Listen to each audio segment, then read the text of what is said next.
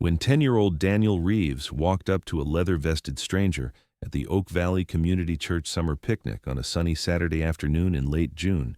and whispered 5 words that made the biker's blood run cold, the boy's trembling hands and the way he kept glancing back toward the church basement entrance told Connor Wolf Mackenzie everything he needed to know about why this child had chosen a man covered in scars and motorcycle club patches instead of the dozens of friendly church volunteers standing nearby. And what happened next would transform a small-town cookout into the beginning of an investigation that would shake the foundations of a trusted institution and prove that sometimes children seek help from the people who look dangerous, because they recognize something in those weathered faces that promises protection without questions and action without hesitation. The Oak Valley Community Church sat on 3 acres of carefully maintained grounds at the edge of a quiet town in rural Tennessee, population 4,000, the kind of place where everyone knew everyone and trust ran deep through generations of shared Sunday services and potluck suppers. The annual summer picnic drew 200 people every year, families spreading blankets under oak trees that had been there longer than the church itself, children running through sprinklers set up on the lawn, volunteers manning grills loaded with hamburgers and hot dogs, and long tables covered with homemade pies and casseroles that represented the best of small-town hospitality. Connor Wolf Mackenzie had been invited by his sister, who'd married into one of Oak Valley's oldest families and had been trying for 3 years to get her brother to attend church functions, despite his appearance and his lifestyle making most congregation members visibly uncomfortable. Wolf was 46 years old, vice president of the Mountain Guard Motorcycle Club out of Chattanooga, a man whose 6'3" frame carried 220 pounds of muscle earned through 20 years in the Marine Corps, followed by 2 decades on 2 wheels. His salt and pepper beard reached his chest, his arms were covered in tattoos that told stories of deployments and losses, and brothers who'd ridden into the sunset before him, and his black leather vest bore patches that marked him as a man who lived by a different code than the one preached from pulpits, but was no less committed to protecting the vulnerable and standing up when others looked away. He'd come to the picnic because his sister had asked, and because disappointing the only family member who still talked to him felt worse than enduring a few hours of awkward conversations with people who couldn't decide if they should be polite or nervous around him, and he'd been standing near the drink table for 20 minutes making small talk with his brother-in-law when he noticed the boy watching him from across the lawn.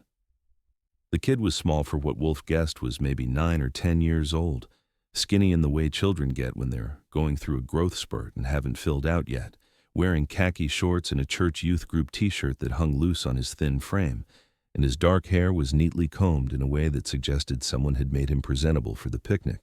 but hadn't bothered to notice the haunted look in his brown eyes or the way his small hands kept clenching and unclenching at his sides, like he was working up courage for something terrifying. The boy watched Wolf for maybe 5 minutes, his gaze steady and assessing in a way that was unusual for a child that age, and Wolf noticed because 26 years of military service and another 20 of club life had trained him to pay attention when someone was paying attention to him, and there was something about the intensity of that stare that made the old Marine instincts kick in even before the kid started walking toward him with the kind of deliberate purpose that said, this wasn't casual curiosity, but something that required strength to accomplish. Wolf watched the boy approach, watched him stop 3 feet away and look up with eyes that were trying hard not to cry, watched small fingers reach out and grab the edge of Wolf's leather vest with a grip that was surprisingly strong for such a little hand. And when the boy whispered those 5 words, "There's a room they don't show anyone," Wolf felt everything inside him go cold and still the way it used to before firefights in places where children shouldn't have to know about rooms that adults kept hidden. Wolf knelt down slowly, bringing himself to the boy's eye level, keeping his voice quiet and calm the way he'd learned to do with scared Marines half his age who needed someone to be steady when everything was falling apart. "What's your name, son?" The boy's voice came out small and shaky. "Daniel. Daniel Reeves." Wolf kept his expression neutral, even though his mind was already running through possibilities, and none of them were good. "Daniel, I need you to tell me what room you're talking about." The boy glanced over his shoulder toward the church building, toward the basement entrance that was barely visible from where they stood,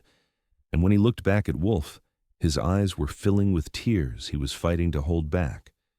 In the basement, past the Sunday school rooms, there's a hallway that goes to a room in the back, and Pastor Jim takes us there sometimes, and he says it's special one-on-one time, but it doesn't feel special, it feels wrong. And he said nobody would believe me if I told because he's the pastor and everyone loves him. But I saw your vest.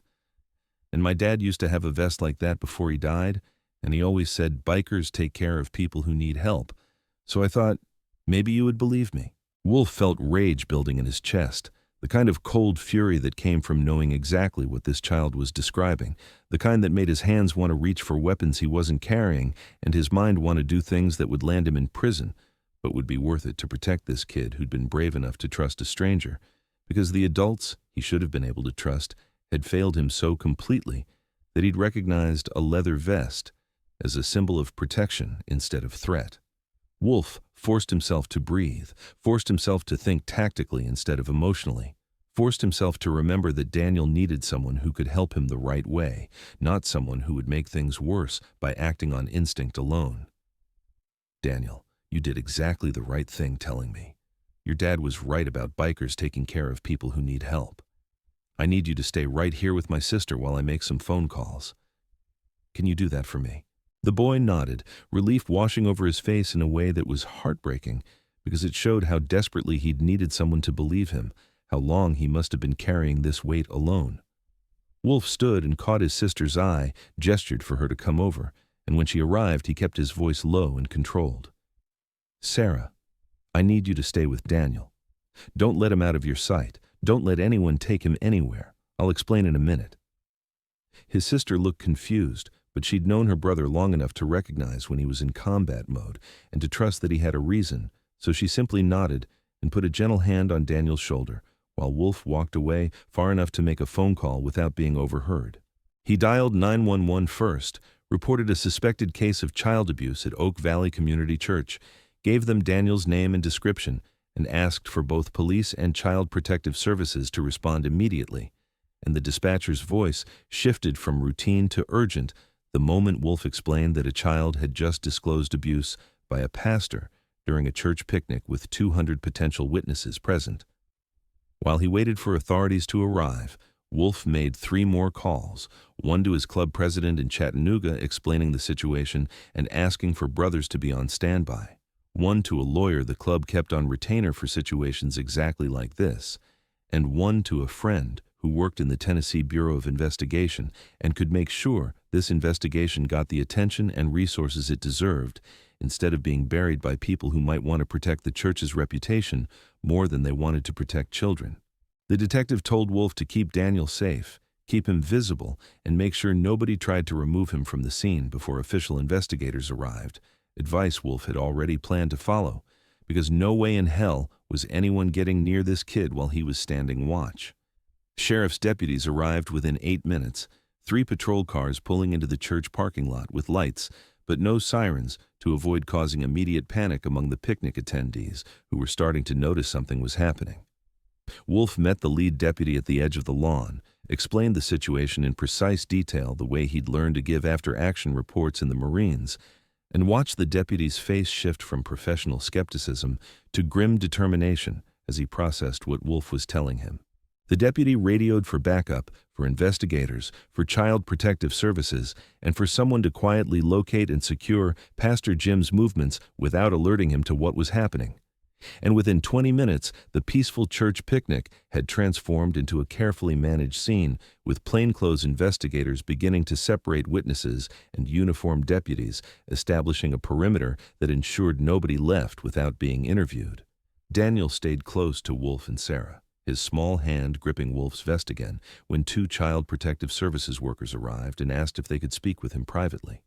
And Wolf told them gently but firmly that wherever Daniel went, he was going with him unless the boy specifically asked him to leave. The CPS workers looked at each other, looked at this massive biker with his leather and tattoos, who was clearly prepared to fight anyone who tried to separate him from a child he'd known for less than an hour, and one of them nodded with understanding in her eyes.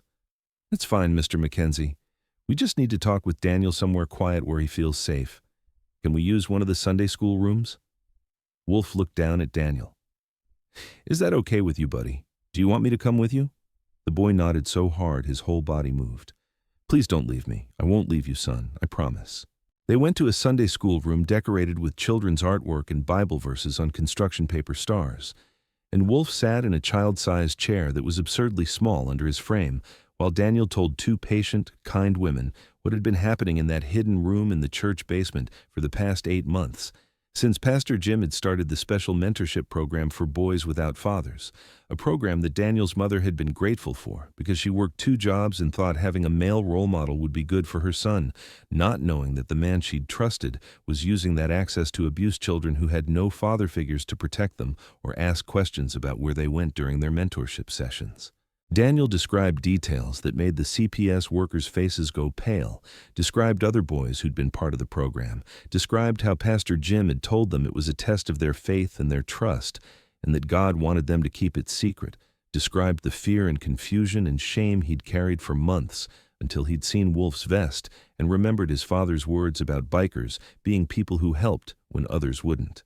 While Daniel was giving his statement, investigators had located Pastor Jim at the picnic's dessert table, had quietly asked him to come with them for a conversation, and had secured him in a patrol car before he could understand what was happening or attempt to flee. They'd also sent officers to the church basement to locate and photograph the room Daniel had described, a small storage area at the end of a hallway that had been converted into something that made seasoned investigators feel sick when they documented its contents, a space that confirmed every word Daniel had said and provided physical evidence that would support criminal charges that could put Pastor Jim away for decades. The investigation would eventually identify 6 other boys who'd been victims of the same abuse. 6 other children who'd been told nobody would believe them because Pastor Jim was beloved and trusted and had been at Oak Valley Community Church for 15 years, building credibility that he'd weaponized against vulnerable kids who had no fathers to protect them. By evening, as the sun was setting over Oak Valley and casting long shadows across the church grounds that had been the scene of so much hidden pain, Daniel's mother arrived at the sheriff's office where her son was being interviewed, having been pulled from her shift at the diner by a deputy who'd told her only that Daniel was safe, but that she needed to come immediately. Maria Reeves was 34 years old, a woman who'd been widowed 3 years earlier when her husband died in a construction accident and who'd been working 60-hour weeks ever since trying to provide for Daniel and his younger sister, trusting the church community to help fill the gaps her exhausting schedule created, never imagining that her trust was being exploited by someone who saw her situation as an opportunity rather than a tragedy deserving compassion. When the investigators explained what Daniel had disclosed, what they'd found in the church basement, and how her son had approached a stranger at the picnic because he'd recognized a motorcycle vest as a symbol of the protection his father used to represent, Maria's legs gave out, and she had to sit down hard in a plastic chair while her whole understanding of the past 8 months rearranged itself into something horrifying that she'd failed to see because she'd been too tired, too trusting, too desperate for help to question why Pastor Jim was so eager to spend time with a fatherless boy. Wolf waited in the hallway outside the interview room, still present, because Daniel had asked him not to leave and because Wolf had given his word, and because something about this kid reminded him of his own son who he'd lost to cancer at age 9, a grief that had nearly destroyed Wolf's marriage and had ultimately led to his divorce and his deeper commitment to the motorcycle club that had become his family when his blood family fell apart. When Maria Reeves came out of the interview room with her eyes red from crying and her hands shaking with rage and guilt and relief all mixed together into something overwhelming, she looked at Wolf and seemed to struggle with what to say to this stranger who'd protected her child when she hadn't known he needed protecting. "You're the man Daniel talked to, the one who believed him." Wolf nodded, keeping his expression gentle because this woman was already carrying enough without him adding to it. "Yes, ma'am. Your son is very brave. He knew something was wrong, and he kept trying to get help until someone listened. That takes courage most adults don't have." Maria's face crumpled. "I should have seen it. I should have known something was wrong." He'd been quieter lately, not sleeping well, but I thought it was just missing his dad, and I was so grateful someone was spending time with him that I didn't question anything. And now I find out that while I was working double shifts to keep a roof over our heads, my son was being hurt by someone I trusted completely. Wolf stepped closer, his voice firm but kind. "Ma'am, you didn't do anything wrong. You trusted someone who presented themselves as trustworthy. That's not your failure. It's his crime. Daniel didn't tell you because he was scared and confused and manipulated by someone with power and authority, but he found a way to ask for help when he saw someone he thought would listen. That shows you raised a smart, strong kid who knows how to survive. You did that. You gave him the tools he needed to save himself." Maria looked at this massive biker who was speaking with such certainty about things she was struggling to process,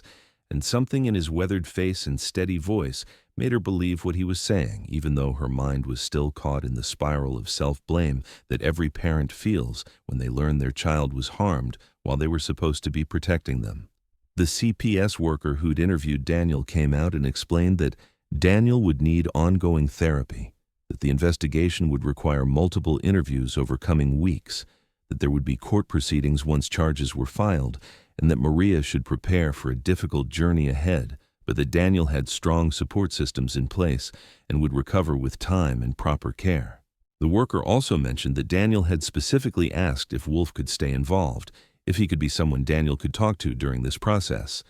And while that was unusual, the worker thought it might be beneficial, given that Daniel had formed a trust attachment and was clearly drawing strength from Wolf's presence in a way that suggested this relationship could be part of his healing.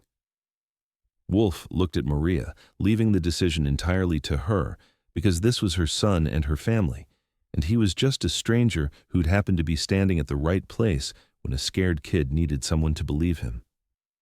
Maria studied Wolf's face, saw something there that Daniel must have seen, and nodded slowly.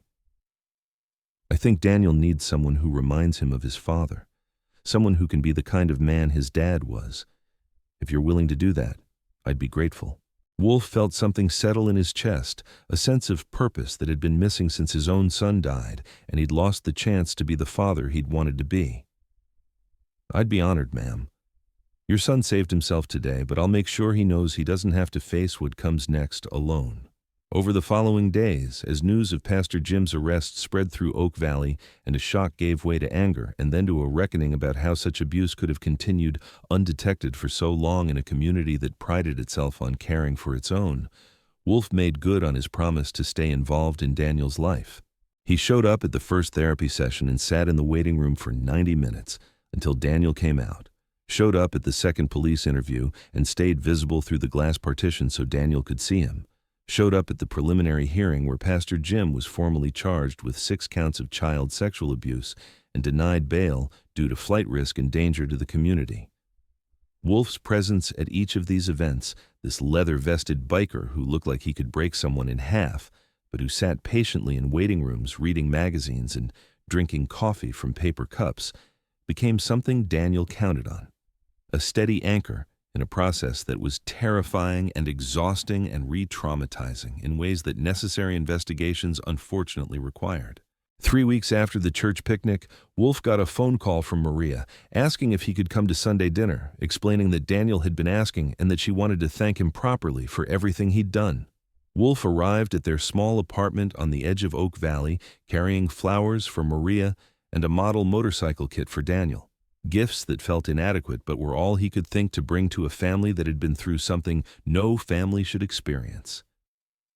Daniel met him at the door, wearing jeans and a t-shirt, looking more relaxed than he had at any of the official proceedings,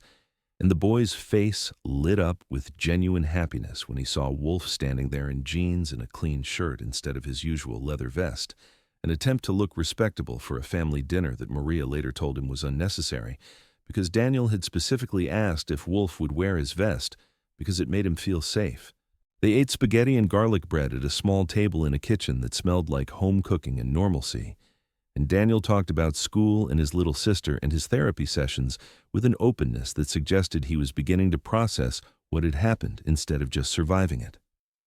Maria asked Wolf about his club, about his military service, about his life in Chattanooga, and Wolf found himself sharing stories he rarely told, about his son who died, about the brotherhood that had saved him when grief threatened to destroy him, about the code the mountain guard lived by that made protecting vulnerable people not just an obligation, but an identity. Daniel listened with the kind of attention children give when they're trying to understand the adults who matter to them. And when Wolf explained that his club's patches meant he'd sworn to stand up for people who couldn't stand up for themselves, Daniel nodded, like that made perfect sense, and said, "That's why I knew you'd help me, because those patches meant you were like my dad, who always said being strong meant protecting people who were smaller." After dinner, Daniel showed Wolf his room, a small space with posters of motorcycles and superheroes, and a framed photo of his father in military uniform standing beside a Harley Davidson. And Wolf felt his throat tighten, looking at that image of a young man who'd served his country and loved his family, and whose death had left his son vulnerable to predators who targeted fatherless boys. Daniel pulled out a box from under his bed and showed Wolf his father's dog tags, his Purple Heart medal, a folded flag that had been presented at his funeral, treasures that Daniel had been keeping safe while trying to figure out how to be the man his father would have wanted him to become. Wolf sat on the floor beside Daniel and told him stories about the Marines, about brotherhood and honor, and what it meant to live by a code that required you to show up for people even when it was hard. And Daniel absorbed every word like he was memorizing instructions for how to build himself into something his father would be proud of. The trial took place 4 months later, and all 6 boys testified about what Pastor Jim had done to them in that hidden room in the church basement, testimony that was difficult but necessary, and that resulted in a conviction on all counts and a sentence of 45 years in prison without possibility of parole, a judgment that brought relief but not closure, because some wounds don't fully heal even when justice is served.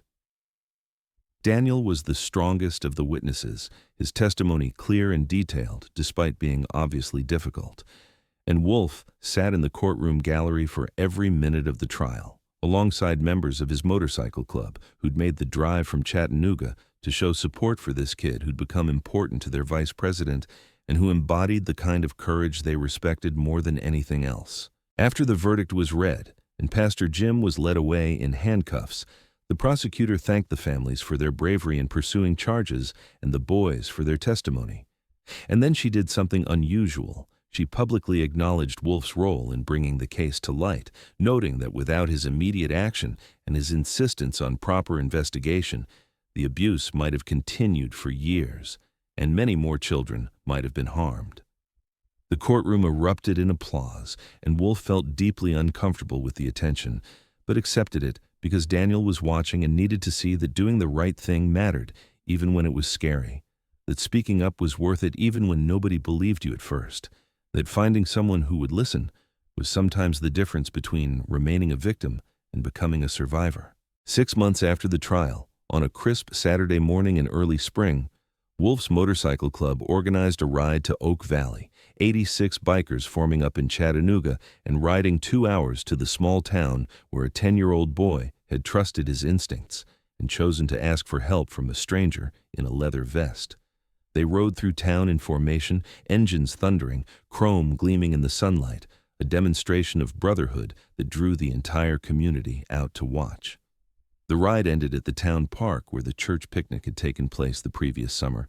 and Daniel was waiting there with his mother and his little sister and dozens of families from the community who'd come to say thank you to the bikers who'd helped protect their children and expose abuse that had been hiding behind trusted authority. Wolf dismounted and walked over to Daniel, who was wearing a youth-sized leather vest that the club had custom-made for him, black leather with a patch on the back that read, "Honorary Mountain Guard," and a rocker underneath that said,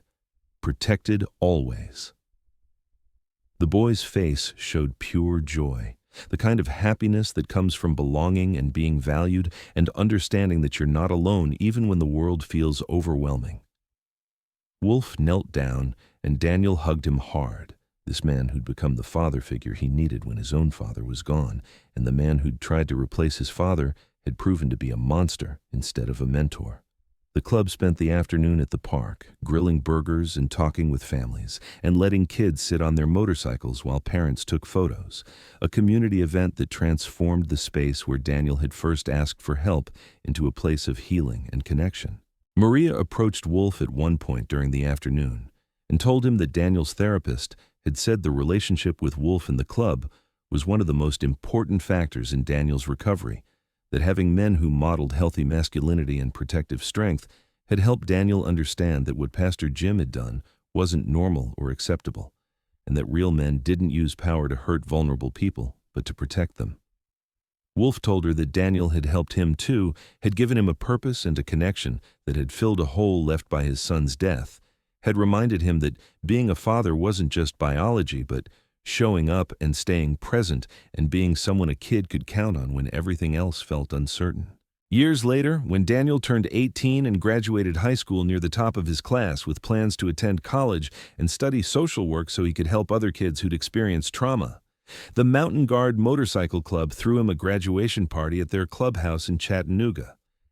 Daniel stood in front of 86 bikers and their families and gave a speech that left not a single dry eye in the room, talking about the day at the church picnic when he'd seen Wolf's vest and made a choice to trust a stranger, because something in that leather and those patches had promised safety, talking about how that choice had saved his life and the lives of 5 other boys who might never have found the courage to speak up if Daniel hadn't gone first, talking about how he'd learned that family wasn't just blood, but the people who showed up when you needed them and stayed present even when things got hard, and proved through their actions that you mattered enough to protect. Wolf stood at the back of the room listening to this young man who'd been a scared 10-year-old, whispering about a room they don't show anyone. And he felt the kind of pride he'd thought he'd lost when his own son died, the knowledge that he'd been part of something important, that he'd been the right person in the right place at the right time, that his decision to believe a frightened child and act immediately had prevented years of additional abuse and had given 6 boys a chance to heal instead of carrying their trauma in silence and shame for the rest of their lives. The story of Daniel and the church picnic became part of Mountain Guard's identity, a reminder that their patches meant something beyond brotherhood and riding, that they represented a commitment to protect the vulnerable, regardless of whether those vulnerable people looked like them or came from their world or made sense according to conventional wisdom about who deserved protection and who deserved to be believed. If you've ever felt like something was wrong but were afraid nobody would believe you, if you've ever been the small voice trying to speak truth in a world that wasn't listening, if you've ever had to choose between staying silent and risking everything to ask for help, then you understand why sharing stories like Daniel's matters so deeply.